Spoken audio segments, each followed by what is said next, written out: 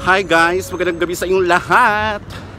Ayan, nakauwi na tayo. Pauwi pa lang tayo actually ng bahay ko. Ang bahay pala namin actually. Hindi ko bahay. Nangungupahan lang ako.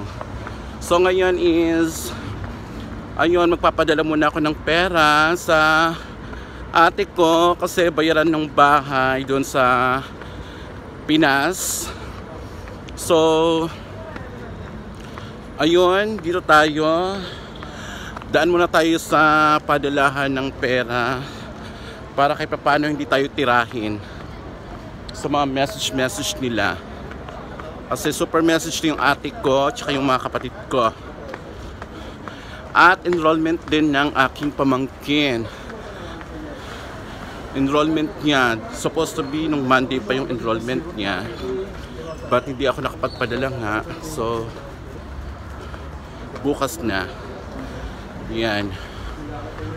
Papadala tayo ng pera para pambayad ng bahay at pang-enrollment. So, pakita ko sa inyo pag pag nakapagpadala na ako kasi bawal kasi dito ang video sa padalahan ng pera. So, mamaya ulit. Yun, pasensya na mga ka-babe. Hindi na ako nakapag-video and nakalimutan ko rin mag-video after ko magpadala ng pera. So, ayun, tapos na rin naman. Ito yung resibo. Ayan, ito yung resibo.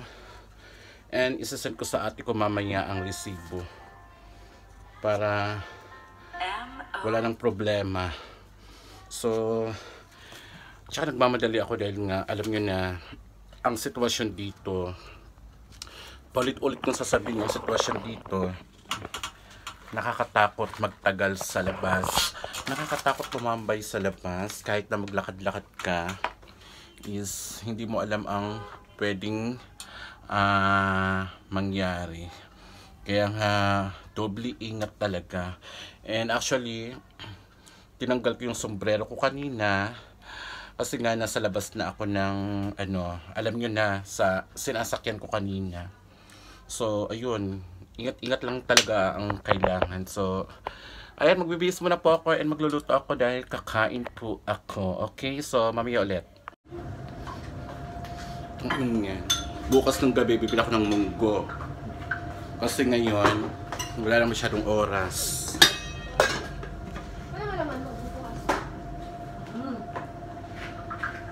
Punutin mo, Diyos ko. Tumutunog na nga yan. Pasira na yan, girl. Pasira na namin yung washing namin. So another 40 dirham na naman ulit. Sa may mga pera, sa may mga sa mga nakakaluwag-luwag po dyan. Maghintay kasi, hindi naman kasi automatic yan, Day. Sabi kasi ng washing,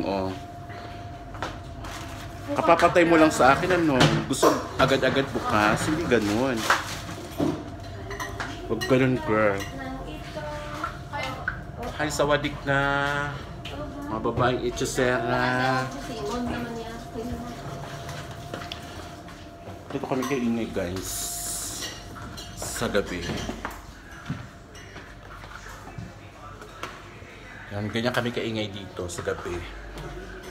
So, yan, nagkasasaing pa naman ako. And dito tayo sa labas ng bahay. Ganyan.